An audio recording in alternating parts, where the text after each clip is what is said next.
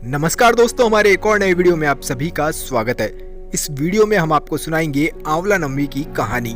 अगर हमारे चैनल पर नए हैं तो चैनल को सबसे पहले सब्सक्राइब कर लीजिए और इस वीडियो को लाइक कर दीजिए। दोस्तों, एक समय की बात है, एक राजा था। उसका प्रण था कि वो रोज 1.25 मन आंवले दान करके ही खाना खाता था। इससे उसका नाम आंवल्या राजा भी पड़ गया। एक दिन उसके बेटे बहू ने सोचा कि राजा इतने सारे आंवले रोजाना दान करते हैं, इस प्रकार तो एक दिन सारा खजाना ही खाली हो जाएगा। इसलिए बेटे ने राजा से कहा कि उसे इस तरह का दान करना बंद कर देना चाहिए। बेटे की बात सुनकर राजा को बहुत दुख हुआ और राजा रानी महल छोड़कर बियाबान जंगल में जाकर बैठ गए। राजा रानी आंवला दान नहीं कर पाए और प्रण के कारण कुछ भी नहीं खाया। जब भूखे प्यासे 7 दिन हो गए तब भगवान ने सोचा कि यदि मैंने इसका प्रण नहीं रखा तो इसका सत्य नहीं रहेगा और इसका विश्वास भी उठ जाएगा। इसलिए भगवान ने जंगल में ही महल, राज्य और बाग बगीचे सब बना दिए और ढेरों आंवले के पेड़ भी लगा दिए।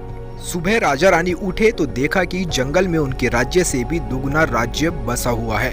राजा रानी से कहने लगे कि सत मत छोड़े सुरमा सत छोड़िया पत जाए, सत की छोड़ी लक्ष्मी फेर मिलेगी आए। आओ नहा धोकर आंवले दान करें और भोजन करते हैं।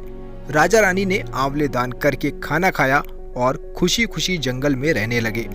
उधर आंवला देवता का अपमान करने और माता पिता से बुरा व्यवहार करने के कारण बहू बेटे के बुरे दिन आ गए।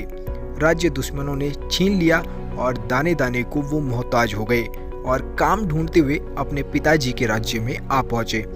उनकी हालत इतने बिगड़े हुए थे कि पिता ने उन्हें बिना पहचाने ही काम पर रख लिया। बेटे बहू सोच भी नहीं सकते थे कि उनके माता पिता इतने बड़े राज्य के मालिक भी हो सकते हैं, सो उन्होंने भी अपने माता पिता को नहीं पहचाना। एक दिन बहू ने सास के बाल गूंथते समय उनकी पीठ पर मस्सा देखा। उसे ये सोचकर रोना आने लगा कि ऐसा मस्सा तो मेरी सास के भी था। हमने ये सोचकर उन्हें आंवले दान करने से रोका था कि हमारा धन नष्ट हो जाएगा। आज वो लोग न जाने कहाँ होंगे। ये सोचकर बहू को रोना आने लग गया और आंसू टपक टपक कर सास की पीठ पर गिरने लगे।